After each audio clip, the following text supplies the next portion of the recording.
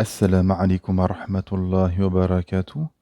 Que la paix soit sur vous ainsi que la miséricorde et la bénédiction. Toujours sur notre série sur la méditation autour de moments clés de la vie du prophète Mohammed sallallahu alayhi wa sallam. Aujourd'hui, nous sommes à la 13e année et le prophète Mohammed sallallahu alayhi wa sallam va connaître un tournant dans sa prophétie, un tournant géographique et territorial. En effet, le prophète Mohammed sallallahu alayhi wa sallam a eu l'information que les Qurayshites avaient établi un complot pour son assassinat.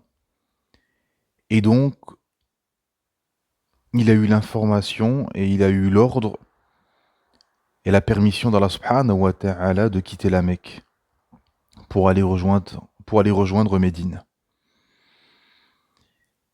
Et donc le prophète Mohammed sallallahu alayhi wa sallam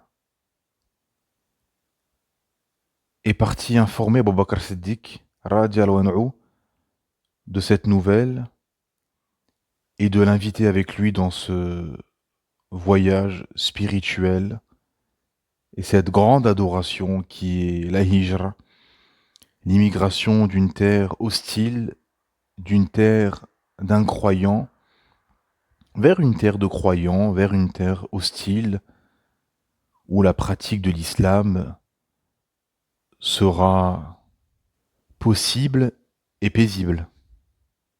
Et donc la nuit où le prophète Mohammed sallallahu alayhi wa sallam allait entreprendre le voyage avec Abu Bakr Siddiq, les Qurayshites s'étaient postés autour de la maison du prophète Mohammed sallallahu alayhi wa sallam.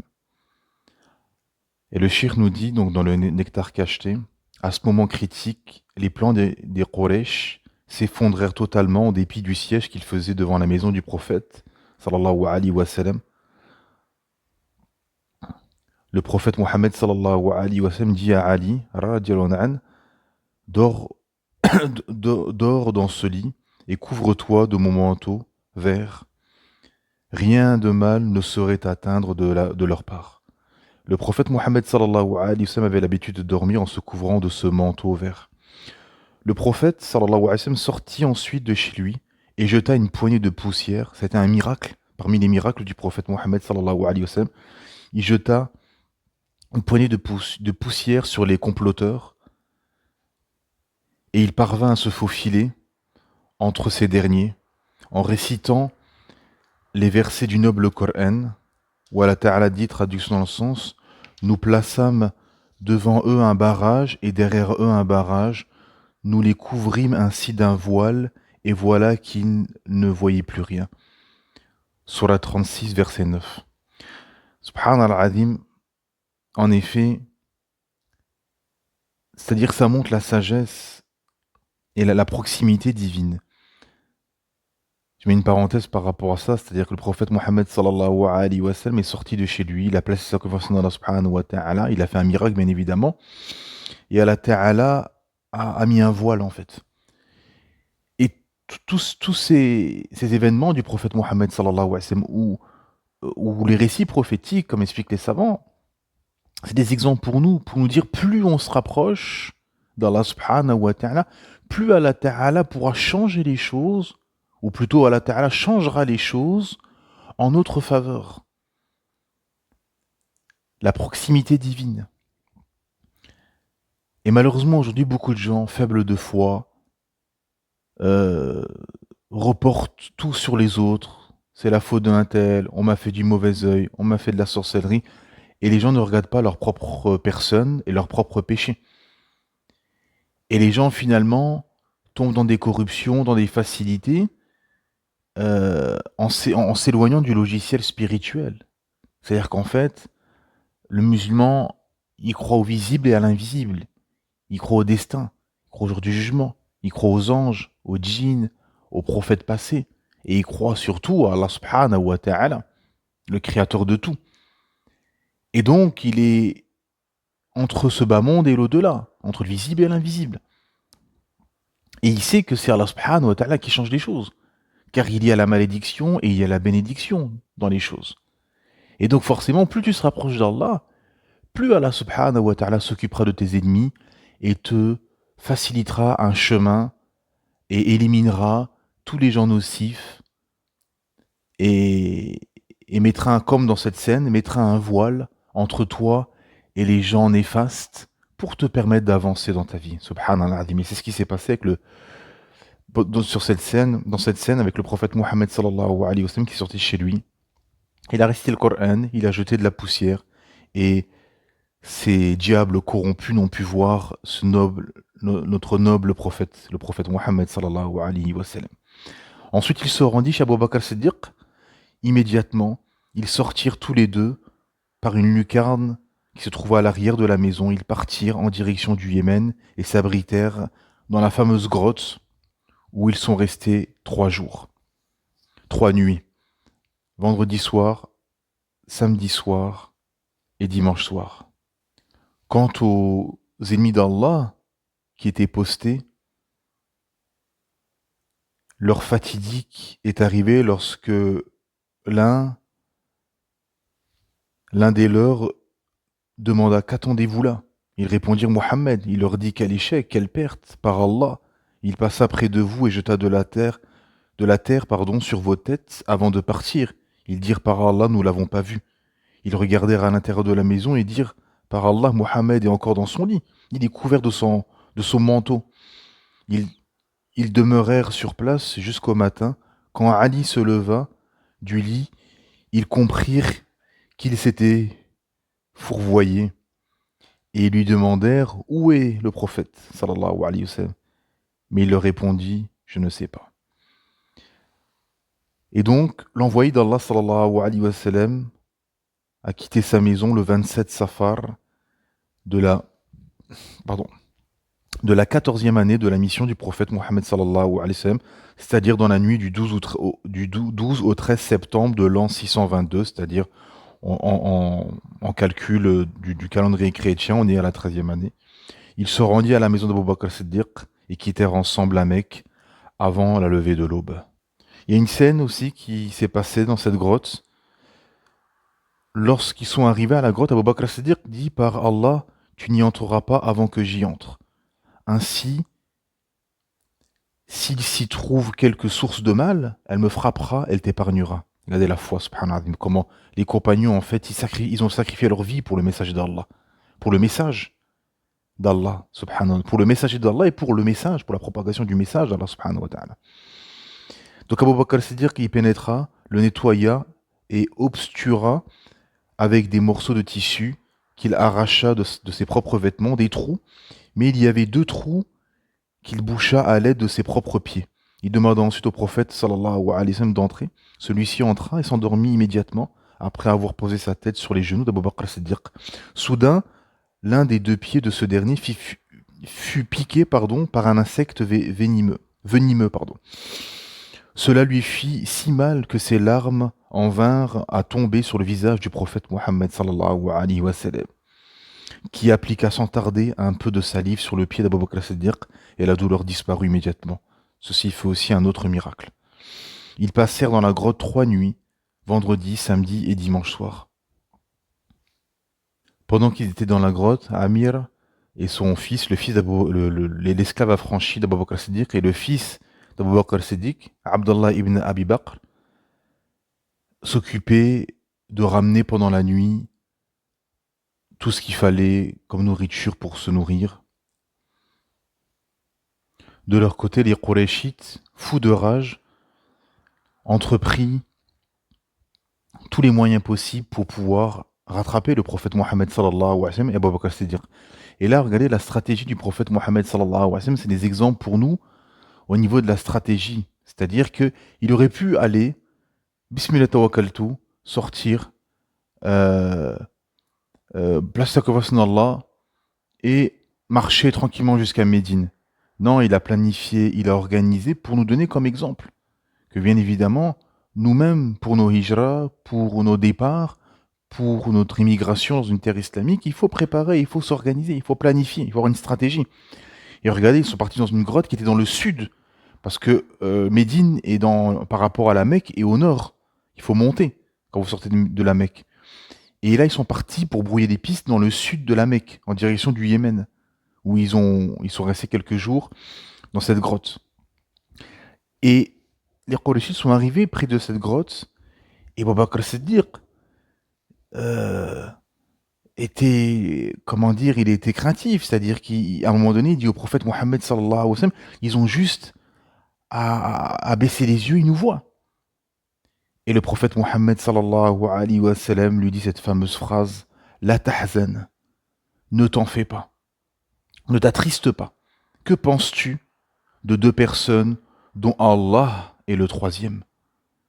Ce fut un véritable miracle divin, car les poursuivants s'en retournèrent alors que plus rien ne les séparait de la caverne. Subhanallah, Allahu Akbar, mes frères et sœurs. Extraordinaire. C'est encore un deuxième moment, après le moment où il sort de chez lui, et en jetant de la poussière, et que les Quraysh n'ont pu le voir, là pareil. Ils auraient pu le voir. Ils devaient les voir en temps normal. Mais là, non. Ce fut un miracle. Ils ne purent le voir. Parce que ils ont pris des gens, ils ont pris une personne qui arrivait à déceler les pas de chameaux, les pas de personnes dans le désert. Et ça, c'est des gens qui ont une science, qui ont ce savoir, qui savent faire ça dans le désert. Et l'homme les a ramenés jusqu'à la grotte. Il leur a dit, ils sont arrivés jusque-là. Et malgré tout, ils sont même pas rentrés dans la grotte, ils sont même pas vérifié, rien. Subhanallah. C'est-à-dire qu'en fait, c'est ça le logiciel spirituel. C'est-à-dire qu'en fait, il ne faut pas s'occuper du matériel. Il ne faut pas s'occuper des choses visibles, visuelles. Il faut s'occuper de ce qui est spirituel, de ce qui est invisible, de ta relation avec Allah. Soigne ta relation avec Allah. Sois proche d'Allah subhanahu wa ta'ala. Crains Allah ta'ala. Fais que dans ta vie, à tout moment, tu sens le regard d'Allah. Tout moment, tu te dis, ce que je fais là, Allah subhanahu wa ta'ala, il n'est pas satisfait. Là, ce que je fais, alhamdulillah, Allah, il est satisfait. Etc. C'est ça qu'il faut se dire. Il ne faut pas vivre comme une vie d'insouciant, faire passer des journées à faire des choses contradictoires à l'islam, des choses pas du tout islamiques, des choses peut-être qui font fuir les gens de l'islam. Et la personne, ça lui fait ni chaud ni froid, il se pose pas de questions, parce que pour lui, l'islam, c'est juste à la mosquée. Voilà. Ou juste à la maison. Non, l'islam, c'est partout. Partout, partout. Et plus tu s'approches d'Allah, subhanahu wa ta'ala, plus, alhamdulillah, Allah subhanahu wa ta'ala te couvrira de lumière, de miséricorde et te protégera. C'est ce qui est arrivé au noble messager d'Allah sallallahu alayhi wa sallam et au noble compagnon Abu Bakr Siddiq. Et sur le chemin jusqu'à Médine, il y a eu plusieurs événements, notamment un événement où ils sont rentrés chez une dame qui avait une brebis avec des tétons qui étaient tout séchés, qui ne donnaient plus de lait. Et le prophète Mohammed sallallahu alayhi wa sallam, par miracle, en récitant le Coran, a tété et a fait qu'il y a eu du lait. Subhanallah azim. Et ils ont pu se nourrir, alhamdulillah. Et lors du retour du mari de cette dame, alors qu'Abu Bakr Siddiq et le prophète étaient partis, il demanda comment ça se fait qu'il y a du lait. Il était surpris. Et elle dit qu'il y a un homme qui est passé, un homme qui était différent des autres, etc. Elle lui a décrit, et l'homme et son mari a dit, c'est le prophète que tu as vu. Sallallahu alayhi wa sallam. Il y a une scène aussi, toujours dans le sens de la confiance en Allah, qu'Allah Ta'ala s'occupera de tes ennemis, avec Suraqa ibn Malik, radiallahu anhu, qui n'était pas encore musulman à ce moment-là. Parce que pourquoi? Parce que les Qurayshites, en fait, ils offraient, il me semble, une centaine de chamelles. Une centaine de chamelles pour ceux qui ramenaient le prophète Mohammed sallallahu alayhi wa sallam et Abu Bakr as-Siddiq. Une centaine de chamelles, en fait, ça change la personne, ça change la vie de la personne. Parce qu'une centaine de chamelles, une chamelle à l'époque, certains disent aujourd'hui, ça serait le prix d'une Ferrari ou une voiture de luxe, etc. Ça coûtait très très cher. Donc une centaine, ça faisait passer la personne de quasiment millionnaire, on va dire. Donc c'était une grosse somme qui attendait. Et Suraqa, il était avec un groupe de personnes, et un se leva et dit on a vu des silhouettes au loin, etc. Et on pense que c'est le prophète Mohammed. Et il leur dit non. Suraqa dit, bien sûr, il les a reconnus, mais il leur dit non, c'est pas eux. Les gens que tu as vus sont un tel, etc. Pourquoi? Parce qu'il veut la récompense que pour lui. Et il dit, après être resté un instant dans le groupe où j'étais, je me levai et rentrai chez moi. Je donnai à ma servante l'ordre de m'amener à mon cheval qui était derrière un monticule et de me le tenir prêt. Alors je pris ma lance, je sortis par derrière ma tente, tenant le fer de ma lance incliné vers le sol. En baissant la hampe, aussitôt arrivé près de mon cheval, je le montai et partis au galop. Arrivé près du groupe, mon cheval fit un faux pas, et je fus désarçonné. Je me relevai, et plongeant la main vers mon carquois, j'en tirerai les flèches divinatoires, et consultai le sort pour savoir si je devais agir contre eux ou non, le sort ayant décidé ce qui ne me convenait pas. Je remontai à cheval, sans tenir compte de l'indication des flèches. Mon cheval partit au galop et bientôt j'entendis la récitation du Coran par le prophète Mohammed sallallahu alayhi wa sallam, qui ne se retournait pas de mon côté, tandis qu'Abu Bakr Siddiq se retournait, au contraire, très souvent. Et donc là, je mets une parenthèse, bien évidemment, les flèches de divination, pardon, sont une abomination, œuvre du diable, qui sont citées d'ailleurs avec l'interdiction de l'alcool, des jeux d'argent, etc. C'était une pratique qu'il faisait à l'époque. Et donc là, il n'était pas encore musulman, donc il ne savait pas. Donc c'est pour ça qu'il a parlé de ceci. À ce moment, à ce moment, les pieds de devant de mon cheval s'enfoncèrent dans le sol jusqu'à la hauteur des genoux. Je tombai de cheval, et après bien des efforts, ma monture se releva et sortit, non sans grande peine, ses pieds de devant du sol. Quand l'animal fut remis debout sur ses pieds, je vis sortir de la trace de ses pieds une vapeur pareille à de la fumée qui monta vers le ciel. Je consultai de nouveau les flèches divinatoires et le sort décida ce qui ne me convenait pas. Alors j'interpellai les fugitifs et leur demandai grâce. Ils s'arrêtèrent et je remontai à cheval. Je les rejoignis, je les rejoignis, pardon, et fus convaincu après les 2 arrêts que j'avais éprouvés dans leur poursuite, que la cause de l'envoyé d'Allah sallallahu alayhi wa sallam serait triomphante. Tes contribules, lui dis-je, ont mis ta tête à prix, que j'ai raconté aux fugitifs quels étaient les projets des Qurayshites à leur égard. Je leur offris des provisions de bouche et des ustensiles, mais ils ne voulurent point me démunir et ne me demandèrent rien. Toutefois, le prophète sallallahu alayhi wa sallam me dit, garde le secret sur nous. Alors je lui demandai de m'écrire un sauf-conduit, et il donna l'ordre à Amir de l'écrire sur un morceau de peau. Cela fait, l'envoyé d'Allah sallallahu alayhi wa sallam poursuivit sa route. Et en fait, dans cette scène extraordinaire, c'est-à-dire que, pour résumer et comprendre, c'est-à-dire que Suraqa, en fait, avec son cheval, il venait vers le prophète sallam et Abu Bakr as-Siddiq, et à chaque fois, le cheval s'enfonçait, subhanallah. Et donc, le prophète sallam, comme l'expliquait notre shir, il lui dit, tu ne pourras rien faire contre nous. Allah, il est avec nous, subhanallah. Mais il a retourné la situation. Il lui a dit, tu vas nous ramener des informations de la Mecque. Et comme disait notre shir, il nous disait, regardez la sagesse. Sans sga, sans cri, sans coup, sans rien, le prophète Mohammed sallallahu alayhi wa sallam, avec la sagesse et la science, il a retourné la situation à sa faveur. Et c'est ça l'exemple à suivre. C'est-à-dire qu'on est parfois dans des situations épineuses, et nous, notre but, c'est de retourner cette situation. Comment? Avec science, avec sagesse, sans cri, sans insulte, sans transgresser, sans rien, juste la confiance en Allah subhanahu wa ta'ala. Et, et cet homme-là aimait l'argent et l'or. Et le prophète, il lui dit, tu aimes ça. Tu auras les trésors de Qisra, Cosérus, l'empereur de Perse. Et il était étonné. Quoi, Qisra, l'empereur là-haut? Oui. Et des années après, lors du califat de Omar, quand les musulmans conquièrent la Perse et que les butins de guerre ont été distribués, en effet, la couronne et les bijoux de Qisra furent distribués à Suraqa, radiyallahu anhu, qui ne se souvenait même plus de ça.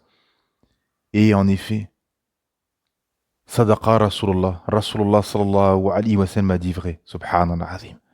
Au milieu du désert, en train d'immigrer vers Médine, ils n'avaient même pas le crépuscule d'un état. Il lui dit ça, subhanallah azim. La confiance en Allah subhanahu wa ta'ala. Et d'autres événements sont arrivés pendant ce noble voyage spirituel et d'adoration. Et le prophète Mohammed sallallahu alayhi wa sallam et Abu Bakr Siddiq radhiyallahu anhu sont arrivés à Quba le jeudi 8 Rabi' al-Awwal de la 14e année de sa mission prophétique. La première année de l'Hégire, c'est-à-dire le 23 septembre 622 de l'ère chrétienne, le messager d'Allah sallallahu alayhi wa sallam arriva à Quba. Dès que la nouvelle de l'arrivée imminente de l'envoyé d'Allah sallallahu alayhi wa sallam commença à se répandre, des foules de gens l'entendirent. Tous les jours, en dehors de Médine, ils ne regagnaient leur demeure que lorsque la chaleur insupportable du milieu de journée les y contraignait. Un jour, alors qu'ils venaient de rentrer chez eux après une longue attente, un juif qui se tenait en haut de la tour de son château fort aperçut l'envoyé d'Allah sallallahu alayhi wa sallam avec ses compagnons de voyage. Il s'écria: Ô vous le peuple d'Arabie, voici votre grand-père que vous attendiez tant. Les musulmans prirent leurs armes afin de défendre le prophète sallallahu alayhi wa sallam. Ibn al-Qayyim rahimahullah a dit: les cris Allahu Akbar résonnèrent chez les Bani Amr ibn Aouf. Les musulmans sortirent pour accueillir le prophète Mohammed sallallahu alayhi wa sallam et le saluèrent. Entouré par les croyants sereins, l'envoyé d'Allah sallallahu alayhi wa sallam reçut la révélation suivante: Allah est alors son protecteur ainsi que Gabriel, les vertueux parmi les croyants, de même que les anges. Tous sont là après cela pour le soutenir. Surat 66, verset 4. À Quba, l'envoyé d'Allah sallallahu alayhi wa sallam demeura durant 14 jours. Ce fut dans ce laps de temps que débuta la construction de la mosquée de Quba dans un esprit de piété sincère. Ali radhiyallahu anhu resta à la Mecque pendant 3 jours afin de restituer les dépôts à leurs ayants droit et propriétaires respectifs. Sur la base de ce que le prophète Mohammed sallallahu alayhi wa sallam lui avait indiqué, ensuite il immigra à pied pour rejoindre l'envoyé d'Allah sallallahu alayhi wa sallam. Le vendredi matin, le prophète sallallahu alayhi wa sallam envoya chercher les Bani an-Najjar, ses oncles maternels, afin qu'il les escorte, lui et Abu Bakr Siddiq, jusqu'à Médine. Il s'arrêta en chemin sur le territoire des Bani Salim, où il accomplit la prière du vendredi en compagnie d'une centaine de musulmans. La prière du vendredi finie, le prophète Mohammed sallallahu alayhi wa sallam rentra à Yathrib. Donc Yathrib, c'était le premier nom de la ville de Médine, qui depuis ce jour fut appelée la cité de l'envoyé d'Allah sallallahu alayhi wa sallam, et que l'on dénomme souvent Médine. Ce fut une journée mémorable. Les voix déclamaient les louanges et les sanctifications d'Allah résonnaient dans les demeures et les chemins de Médine. Les filles de Médine récitaient les vers suivants pour exprimer la joie des Médinois. Au-dessus de nos têtes s'élevait la pleine lune, émergeant des cols des adieux. Les actions de grâce nous incombent aussi longtemps qu'à Allah on appellera: ô toi qui parmi nous es suscité, ton ordre sera obéi. Et en effet, le prophète Mohammed sallallahu alayhi wa sallam est arrivé dans cette ville. Yathrib, en fait, avait des connotations péjoratives. Et donc, il fallait donner un nom qui était accueillant, qui était général: El Medina. Médine, la ville.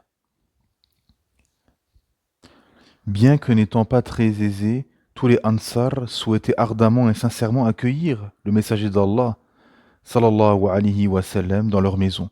Ce fut vraiment une précaution triomphale. Chaque fois qu'il passait par une demeure des Ansar, on retenait la bride de sa chamelle, l'invitant. Viens chez nous, ô messager d'Allah. Nous sommes nombreux, armés, et nous sommes à même de te protéger. Le prophète sallallahu alayhi wa sallam répondait à tous de façon courtoise et bienveillante, laissez-la aller car elle est sous l'ordre d'Allah. La chamelle continua de cheminer sans rêne pour la retenir jusqu'à ce qu'elle atteignît le site de la mosquée du prophète Mohammed sallallahu alayhi wa sallam où elle s'agenouilla. Le prophète ne descendit pas. Elle se releva, fit quelques pas encore avant de revenir s'agenouiller au même endroit que la première fois. C'est dans un quartier habité par les Bani an-Najjar, une tribu liée par la parenté au prophète Mohammed sallallahu alayhi wa sallam, du côté de sa mère. En effet, ce dernier voulait honorer ses oncles maternels et habiter parmi eux. Abu Ayyub al-Ansari se précipita vers les bagages de l'envoyé d'Allah sallallahu alayhi wa sallam et les rentra chez lui. Le prophète Mohammed sallallahu alayhi wa sallam dit alors, l'homme suit son bagage. En effet, regardez ce qui est extraordinaire, et ça nous montre l'importance de la mosquée, qui n'est pas seulement un lieu de prière, c'est un lieu de vie, c'est un lieu politique, c'est un lieu global en fait, qu'on a réduit via la colonisation, la faiblesse de foi, la faiblesse de religiosité de l'époque a fait que c'est réduit juste à un lieu de prière, mais c'est un lieu de science, qu'il y a encore, alhamdoulilah, il y a encore, aujourd'hui, les mosquées sont des lieux de science, mais c'est un lieu de prière, c'est un lieu de science, un lieu de rappel, un lieu d'éveil, un lieu politique, un lieu de vie, etc., etc. Et regardez, c'est les premières choses que le prophète Mohammed sallallahu alayhi wa sallam a fait en arrivant à Kouba et à Médine. La première chose, établir une mosquée. Établir une mosquée, c'est la centrale de tout. Et ça nous montre pourquoi la hijra. La hijra, pour avoir ces lieux de culte, pour adorer Allah subhanahu wa ta'ala comme il se doit, et pour être entouré de croyants. Et en effet, aujourd'hui, c'est sur cet événement qu'on s'arrête, c'est-à-dire la hijra, l'immigration en terre d'islam. En fait, ce qu'il faut comprendre, mes frères et sœurs, c'est que l'immigration en terre d'islam, ce n'est pas le début de quelque chose, c'est la finalité d'un cheminement spirituel. C'est-à-dire, je m'explique. C'est-à-dire que, par exemple, vous habitez en France, en Europe, et que, alhamdoulilah, vous commencez votre cheminement spirituel, vous commencez à vous renseigner sur l'islam, par exemple pour le cas des convertis. Vous commencez à cheminer pour le cas des musulmans de naissance, mais qui sont comme des convertis en Occident. Hein. Soit des Turcs, des Africains, des Maghrébins, etc. Ils sont quasiment au même niveau que les convertis. Ils ont grandi dans une société non islamique, ils ont grandi loin parfois de l'islam, du monde musulman, de la langue arabe, etc. etc. Donc, al-Muhim, peu importe, vous êtes dans un cheminement, vous vous convertissez, vous adhérez au message. Ensuite, alhamdulillah, vous commencez à faire vos prières. Le Jum'a, les Doros, les cours, la lecture du Coran, l'apprentissage de la science, la mémorisation des sourates, le Ramadan, Tarawih, etc., etc. Et vous cheminez, vous cheminez. Vous commencez à faire le nettoyage autour dans vos vies. Vous commencez à vous éloigner des endroits nocifs et des gens nocifs. Vous commencez à faire le tri. Et vous êtes dans un cheminement spirituel. Et à un moment donné, vous arrivez à un plafond de verre. Vous arrivez à un plafond de verre. C'est-à-dire qu'en fait, pour continuer votre ascension spirituelle, votre état de transcendance et votre cheminement, il vous faut un endroit adéquat, inéluctablement. Et regardez, ce qui est intéressant, c'est que même dans la dunya, c'est comme ça. Regardez, même dans le sport. Dans le sport, vous avez des gens, dans le foot, dans le tennis, dans le basket, bon, ils ont un très haut niveau. Mais ils sont dans une contrée où ils habitent sur une île, où il n'y a pas de grands centres de formation, de grands clubs. Ben, qu'est-ce qu'ils font? Ils quittent leur île pour aller dans une terre où ce sport est de très haut niveau, avec des grands centres de formation. Vous avez des gens, qu'est-ce qu'ils font ils sont admis dans un centre de formation, bah, ils doivent quitter et du coup ils dorment dans des familles dans des familles d'accueil, etc. C'est-à-dire pour continuer leur cheminement, pour continuer leur progression. Regardez, même dans la dunya, c'est comme ça. C'est quelque chose qui est inné en fait. Et bien évidemment, au niveau religieux, plus que tout autre domaine, le plus important dans notre vie, la spiritualité, la croyance qui va déterminer notre vie dans l'au-delà, bien évidemment que tu arrives à un moment donné où, oui, il y a le cheminement spirituel, et à un moment donné, pour briser ce plafond de verre, il te faut, euh, il te faut aller dans un endroit spirituel où tu vas pouvoir continuer ton ascension spirituelle et scientifique. Et scientifique. Parce qu'en habitant dans une terre où la langue arabe est la langue du pays, où les gens parlent la langue arabe, où il y a partout des cours, des imams, des savants, etc., etc., tu vas progresser beaucoup plus vite. Beaucoup plus vite. Des gens en terre d'islam, en un an, ils ont beaucoup plus progressé que des gens en 10-15 ans en France, en Europe. C'est inéluctable. Logique. Parce que tu es dans un endroit de science, de spiritualité, et même ta spiritualité. Tu as ta relation avec Allah, ta foi, ton détachement mondain. Tout ça, tu l'augmentes dans une terre islamique, dans une terre spirituelle. Et bien évidemment, tous les pays ne se vaut pas. Et même dans les pays, il y a plusieurs pays. C'est pour ça que c'est une malhonnêteté intellectuelle de résumer un pays à quelques anecdotes qu'on peut voir sur les réseaux sociaux, à gauche, à droite, ou à une ville. Non. Un pays se juge sur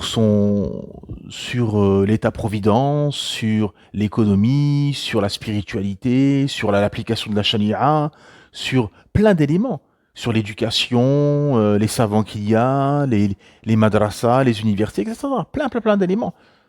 Et surtout, dans un pays, aujourd'hui, plus qu'avant, il y a plusieurs pays. Hein, il y a plusieurs pays. Les grandes villes touristiques, c'est pas la même chose que les montagnes.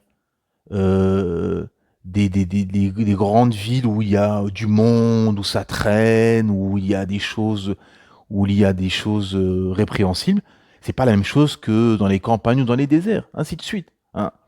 Ça, c'est inéluctable.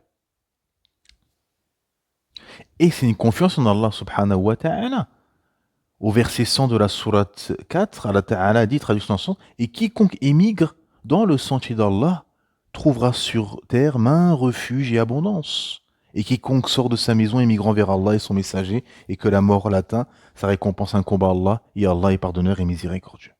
Mais juste avant, quelques versets avant, le fameux verset qui doit faire peur à toute personne qui vit dans une terre qui n'est pas islamique, quand les anges arracheront l'âme des personnes et qui leur diront où en étiez-vous par rapport à votre religion. Ils diront nous étions impuissants sur terre. Et les anges diront la terre d'Allah n'était pas assez vaste pour vous permettre d'immigrer, pardon. Wasi'a, n'était pas vaste.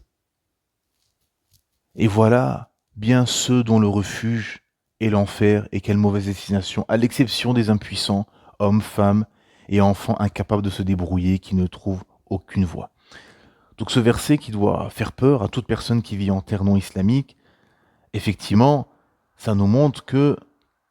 Et vous savez, la sagesse de ce verset, la méditation et qui met une claque aussi, c'est que quand ce verset a été révélé, il n'y avait que Médine comme terre d'islam. Que Médine. Et pas Médine actuelle, qui a agrandi avec beaucoup d'habitations, Médine de l'époque. Que Médine comme terre d'islam. Que dire d'aujourd'hui avec près de 50 pays musulmans, mes frères et sœurs. Subhanallah, qu'est-ce qu'on devrait dire? Avec près de 50 pays musulmans, avec, bien évidemment, avec plusieurs degrés d'islamité. Mais dans tous les cas, c'est un échappatoire. Par rapport à une terre, et on vient au fond aussi de la sagesse de la hijra, quand tu es dans une terre où la société, le système est contre toi. Le système est contre toi. Où tu es marginal, tu es combattu, tu es en minorité. Tu vas à l'inverse de la société, du système, des lois, etc. Que ta foi est en danger, que celle de tes descendants soit en danger, que ta pratique est mise à mal. Bah, inéluctablement, à un moment donné, après le cheminement spirituel, inéluctablement, la question de la hijra devient inéluctable et s'impose de fait. Comme disait Ibn Qayyim rahimahullah quand il parlait de la hijra du cœur avant la hijra physique. Parce que ceux qui ne sont pas prêts, qui mettent des objections par rapport à la hijra, ils n'ont pas encore fait cette hijra spirituelle du cœur. Quand vous-même déjà vous avez fait cette révolution intérieure et que vous avez déjà immigré dans votre esprit, dans votre cœur, la hijra physique, elle sera qu'une validation en fait. Qu'une validation, qu'une confirmation du reste en fait. Parce que c'est ça. 90% d'efforts de la hijra, plus ou moins, Allah wa alam, et Allah est plus savant, 90%, c'est dans la tête, c'est dans le cœur, c'est dans l'esprit. C'est ça. Après, il y a 10% d'organisation, de départ, etc. Mais c'est surtout dans la tête, dans l'esprit, dans le cœur, dans le cheminement spirituel. Parce qu'inéluctablement, à un moment donné, dans un cheminement spirituel, si la personne n'est pas dans un cheminement, bien sûr, pour elle, elle ne se pose pas la question, des gens vous disent, oui, en France, je peux pratiquer mon islam. Mais quel islam? Tu as fait combien de concessions? Et quand vous regardez ces personnes qui vous disent ça, ils ont fait 30 ou 40 concessions dans leur vie. Donc c'est ça la réalité, c'est-à-dire qu'il ne faut pas se mentir, être réaliste, et voir que ce qui s'est passé avec tous les croyants et tous les prophètes. Sina Lot, alayhi salam, il a dû quitter Sodome et Gomorre. À un moment donné, il a appelé les gens à la raison, à la révélation, ils n'ont pas voulu, ils sont restés dans leur déviance. Bah, Lot a dû partir. Moussa alayhi salam a fait l'exode. Avec son peuple. Quitter le tyran pharaon et son empire tyrannique. Et le prophète Mohammed sallallahu alayhi wa sallam qui nous concerne dans notre épisode aujourd'hui, bah, à un moment donné, lui, après 13 ans de da'wah, de propagation du message, de propagation du message, d'intimidation, de combat, d'oppression, etc. Bah oui, à un moment donné, bah, l'immigration s'est imposée de fait. En effet. Parce que derrière, c'est notre foi, en fait, qui est en danger. C'est ça la réalité. Et c'est ce qui est le plus important pour nous. C'est notre foi. Parce que si ta foi est en danger, c'est ton au-delà qui peut se perdre. C'est ça la réalité. Et donc, effectivement, le prophète Mohammed sallallahu alayhi wa sallam, c'est-à-dire qu'en fait, quand vous voyez la vie du prophète Mohammed sallallahu alayhi wa sallam, il s'est passé tous les événements possibles quasiment. Tous les événements. Il y a eu des batailles, il y a eu une hijra, il y a eu des décès de proches, il y a eu des moments difficiles, il y a eu la faim, il y a eu etc., etc., etc. Donc ça veut dire qu'il n'y a pas d'excuse. Il n'y a pas d'excuse. Tout le monde, a un exemple en fonction de sa situation. En fonction de sa situation, il aura toujours, en fonction de sa situation et en fonction de l'épreuve dans laquelle il aura toujours comme exemple le prophète Mohammed sallallahu alayhi wa sallam de comment il a entrepris l'évacuation de cette épreuve. Hein? Et c'est la confiance en Allah subhanahu wa ta'ala qui le promet. Parce que souvent, et c'est vrai, souvent, quand on parle de l'action de la hijra, c'est souvent l'économie qui vient. Les gens parlent d'économie, parlent d'argent, etc., etc. Mais c'est toujours pareil, c'est une question de confiance en Allah. Et Allah Ta'ala a répondu à ça. Au verset 100, la sourate 4. Quiconque émigre dans le sentier d'Allah, il trouvera sur terre main, refuge et abondance. Si tu le fais pour Allah subhanahu wa ta'ala sincèrement, Allah ne t'abandonnera jamais. Parce que tu l'as fait fils pour Allah subhanahu wa ta'ala. Encore plus fort, quand tu quittes une terre non islamique, qui est plus riche, plus développée qu'une terre islamique. C'est encore plus fort. Parce que à une certaine époque, quand vous quittez les terres d'Europe, par exemple, les terres non islamiques d'Europe, pour aller dans le monde musulman, vous étiez gagnant, bien évidemment au niveau religieux, au niveau islamique, mais vous étiez gagnant même au niveau de la dunya. c'est plus développé, etc., etc. Plus d'avantages, la justice sociale, le partage de la zakat, etc., etc. Donc il y avait aussi un avantage. Mais là, euh, il y a pas forcément cet avantage. Mais chacun aura son risque. Chacun aura sa subsistance.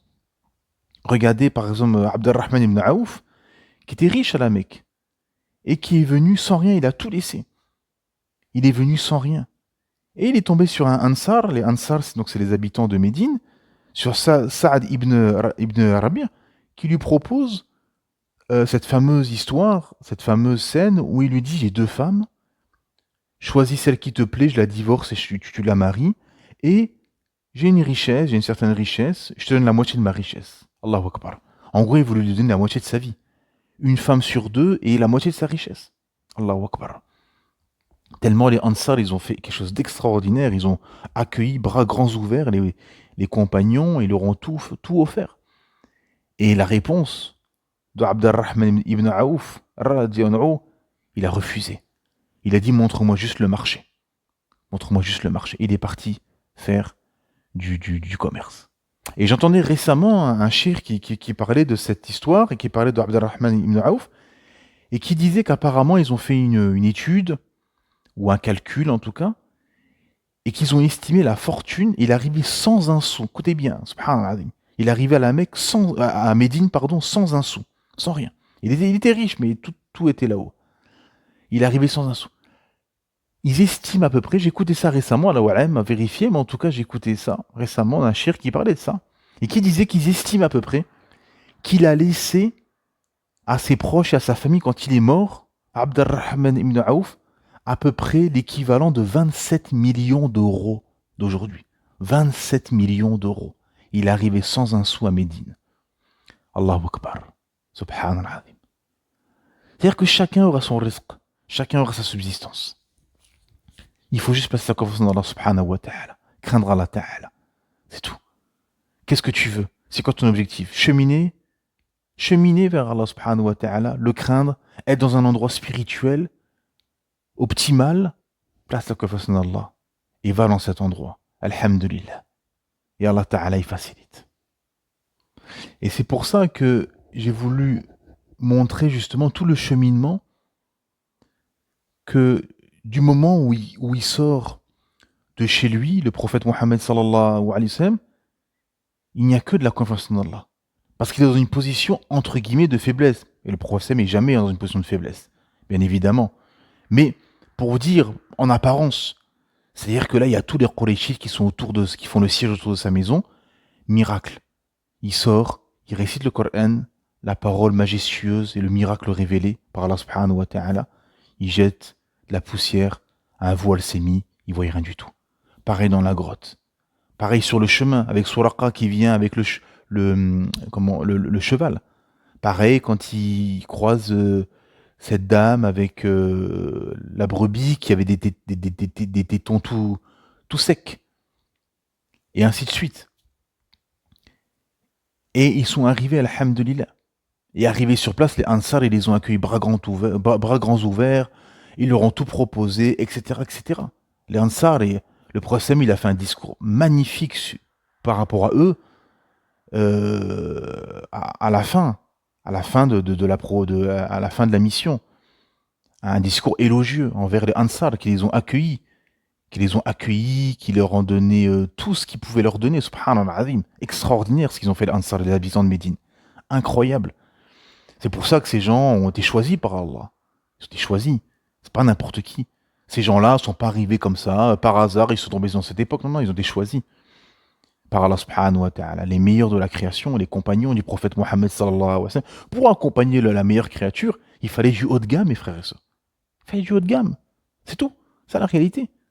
Aujourd'hui, les gens se plaignent, comme je disais l'autre fois, les dirigeants, regardez les khutbahs des imams, regardez certains imams prédicateurs. Oui, mais ils sont à notre image et à l'image des gens. C'est ça la réalité, mes frères et sœurs. C'est la réalité. Il y a eu des très grands savants, des montagnes de science, des conquérants valeureux et courageux, des dirigeants nobles et droits et honnêtes, parce qu'il y avait du haut de gamme dans la société. Et parmi les salafs salih, tout simplement. Voilà. Les fameuses époques bénies que le prophète Mohammed sallallahu alayhi wa sallam a citées dans un hadith. Et Inch'Allah, toi aussi dans ta hijra, Allah Ta'ala te mettra des gens bien sur ton chemin. C'est ça qu'il faut comprendre en fait, la profondeur. C'est-à-dire qu'on entend beaucoup de musulmans qui ont le logiciel athée et qui se disent oui mais si, oui mais ça, et qui se posent trop de questions. En fait, la clé c'est quoi? C'est la crainte d'Allah, la sincérité. Craindre Allah subhanahu wa ta'ala. Être sincère. Cheminer. Vouloir le bien pour soi, pour ses proches, pour ses enfants, pour sa famille, pour la communauté musulmane et pour les gens qui ne sont pas musulmans. Le bien pour tout le monde. Et alhamdulillah, Allah il facilite. Allah il facilite.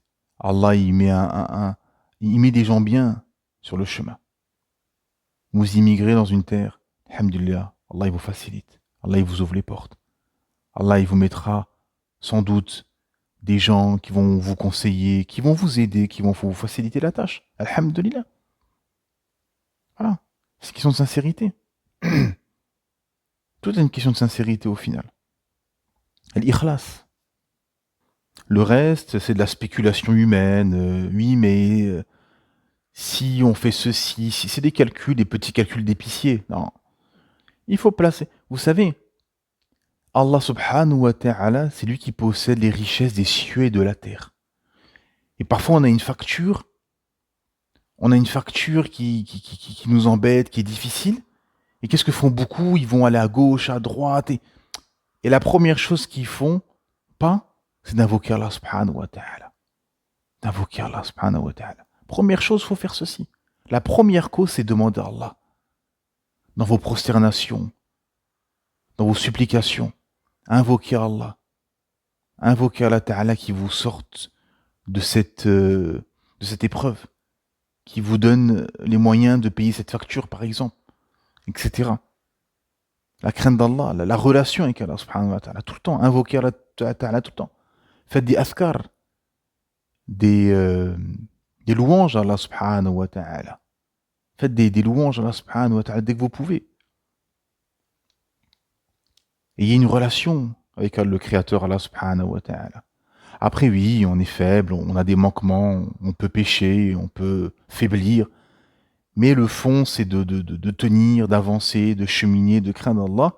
Et inéluctablement, et on va finir dessus, et c'est ça la compréhension et le message de cet épisode, c'est qu'il y a un moment donné, quand tu es dans un endroit hostile, où tu sais que ta foi est en danger, tu sais que celle de tes proches est en danger, tu sais que oui, euh, c'est de pire en pire, on t'empêche certaines choses, on t'interdit des pratiques religieuses, et tu te sens mal à l'aise, etc., oui, inéluctablement, la question de la hijra se pose.